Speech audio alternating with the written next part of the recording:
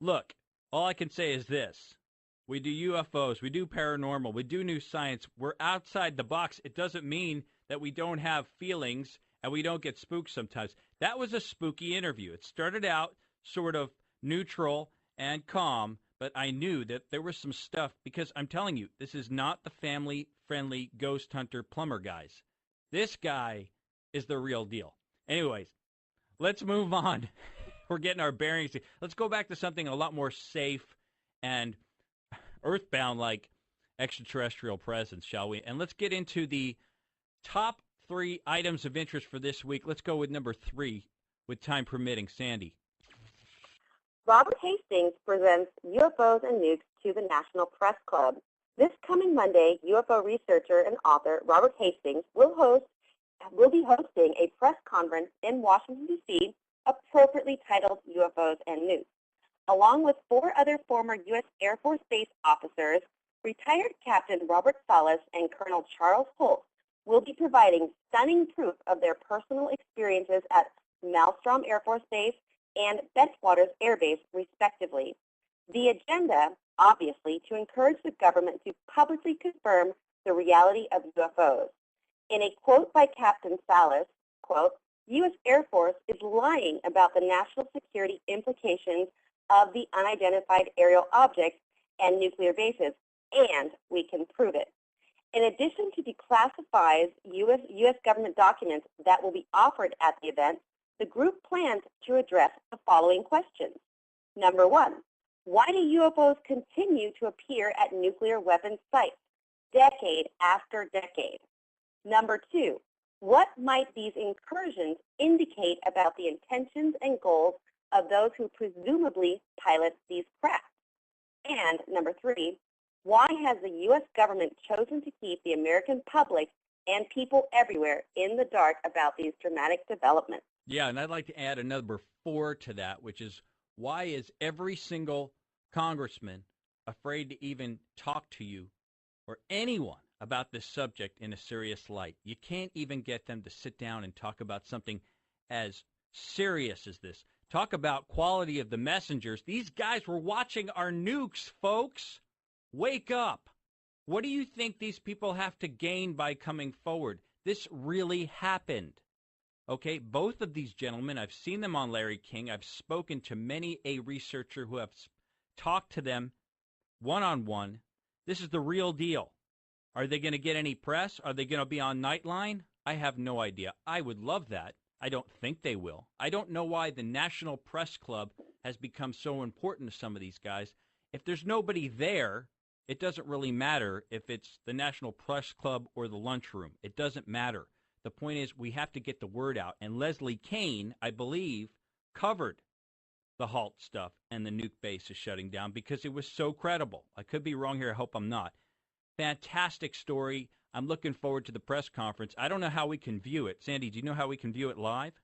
I don't know. It's a great question, Jesse. I believe that they are available to the public live. I haven't looked into it, and I will do so and email you as soon as possible. Okay, rocking and rolling. Number 2 item of interest for this week. What did you got? Pope's astronomer would baptize aliens? Guy Consolmagno, one of the Pope's astronomer and curator to the Pope's meteorite collection, stated last week that not only would he be delighted to discover other intelligent life in the universe, but that, quote, any entity, no matter how many tentacles it has a soul, unquote. In regards to baptizing an alien, he responded, quote, only if they ask, unquote. In regards to his statements, retired Presbyterian minister Barry Downing and author of The Bible and Flying Saucers told AOL News, I think the Vatican is very much with the position that there may be other life in the universe. I think they're okay with that. And continues, not only does Consolmagno's statement point to that, but you've had Vatican senior exorcist and demonologist Corrado Balducci saying for some time that UFOs are real and come from the natural world and not the supernatural world. I think they're starting to cover their tracks. I think they know something is coming. Something is brewing, because this is not the first time in the past few years that the Vatican has decided to embrace the extraterrestrial concept. rather than look at it as the Nephilim or demons or something that we want to shun or not even talk about publicly. And there have been people within the Vatican who have not only come forward with this, much like some of the important figures in government that are now coming forward, not to mention Paul Hellyer has just been confirmed for the program, the former Defense Minister of Canada. I don't know how high up on the food chain you got to get, but we all know that people within the Vatican, especially the Monsignor Balducci's and alike, know a hell of a lot more than they're allowed to discuss right now, and they must know something is going to break soon because they are covering their tracks so that when something does, they can go back and say, well, we told you it was okay. We told you they existed. We told you we would embrace it. It's okay. We can still run the show. That's what I think. Let's move on to number one. The number one item of interest for this week, Sandy. Jesse, are you going to hold your breath for October the 13th, 2010? Oh, boy, here we go. All right. According to former NORAD officer and author of The Challenges of Change, Stanley Fulham goes on record predicting that on October 13th, 2010, we will experience UFOs over all the major cities in the world. Fulham believes these ETs have come to help us with upcoming threats to the planet, including carbon dioxide. Fulham experienced several UFO encounters during World War II while serving for the U.S. Air Force. After making his bold prediction, Fulham states that if it doesn't occur on the 13th, it will occur in November. And if it doesn't occur in November, it will occur in December. But definitely within this year of 2000. Oh, boy. You know, I checked this guy out before the show because you made me hip to it, and I'm going to do some more research. Here's what I saw when I read the press release. Blossom good, child. Take that as you will. That's what I think of this one. I hate when people do this. They start putting hard dates. Hey, are you guys watching the event? If you're not, it's a new show on NBC. I'm not promoting it, but I do think it's a very interesting program that has a lot of sociological implications, hopefully about ufology. Sandy, we're out of time.